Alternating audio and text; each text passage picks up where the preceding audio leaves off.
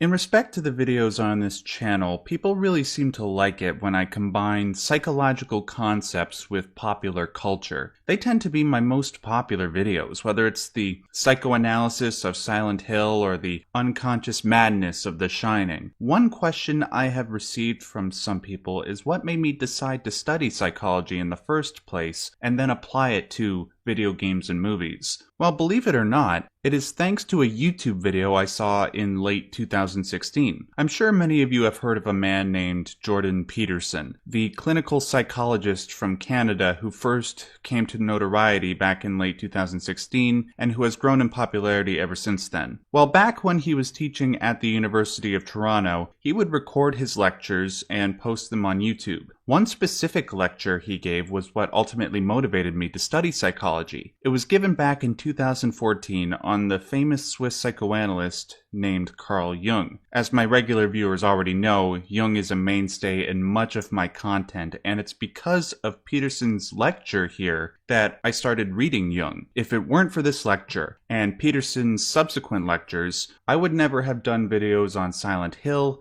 Shadow of the Colossus, The Heart of Darkness, and more. Almost everything that Peterson brought up in this lecture is something I have gone out of my way to study. Almost everything I have studied from that lecture, and from other lectures, has been integrated into my own content.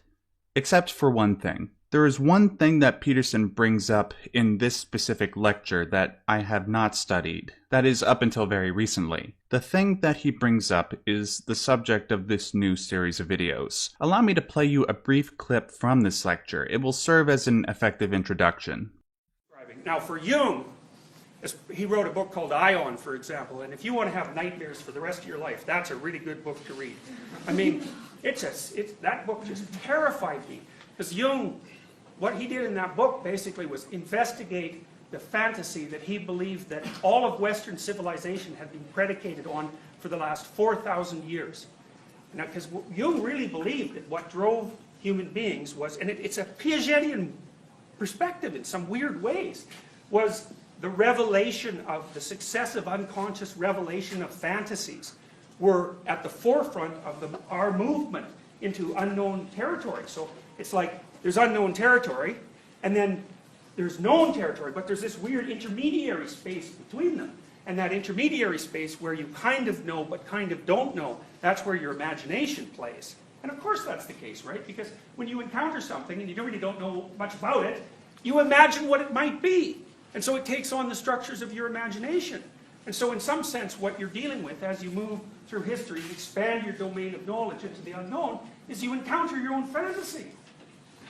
Anyways, if you want to know about that, you could read like volume 9 and 9.1 and 9.2 of Jung. One's called Archetypes of the Collective Unconscious, and the other's called AION. But like it'll take you a while to crack them. You have to beat your head against those books quite a bit, because what Jung is outlining in some sense is so shocking, it's almost impossible to grasp. Once you get the picture, all of a sudden things flip around because you understand what he's talking about. But before then, man, it's tough going. The one thing about this lecture that has perpetually intrigued me was Peterson's citation of Jung's book called Aion, and how it supposedly would give those who read it nightmares for the rest of their lives. Naturally, upon hearing this fact, Aion was the first book from Jung that I tried to read. I wish somebody could have told me that this would end up being a bad idea, but not because the book gave me nightmares.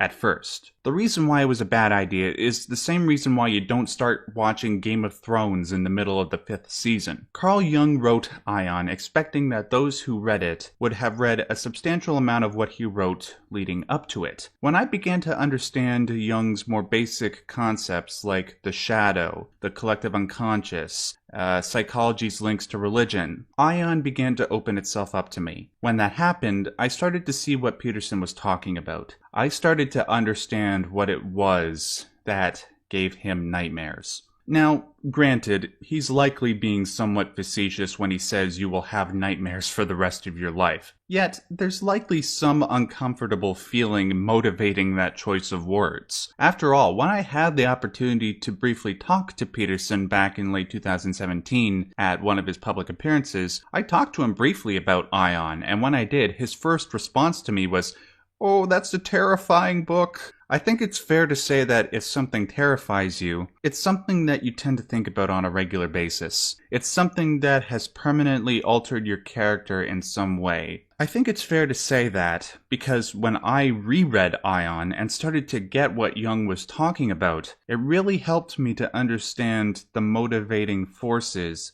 that drive Peterson and his utterances. Much of what he said in his public biblical lectures and his university lectures seems to branch off from the content of this book. With that in mind, I thought it might be useful to explain to people what this book says. My mission with this new series of videos is to go through Aion and do a video for each chapter. I will present the basic message of each chapter, the arguments Jung presents in favor of that message, and how these contents might terrify somebody like Peterson. I believe this will be useful not just to people who are fans of Peterson, but also to people who aren't. By understanding the psychological and metaphysical assumptions that drive somebody like Peterson, one can critique them. We can determine if they have some sort of value or if they have no value whatsoever. My approach to this content will attempt to mirror Jung's approach to his own content. As Jung said in the foreword for this book, he did not write as someone confessing faith, but merely as a physician, a psychologist. As I present the content in this book, I will attempt to present it as an unbiased researcher. Emphasis on the word attempt. I will try not to pass judgment on the validity of the content, but merely present it. That way you can derive your own conclusions. My understanding of this content will be based on my own interpretations, but those interpretations will be aided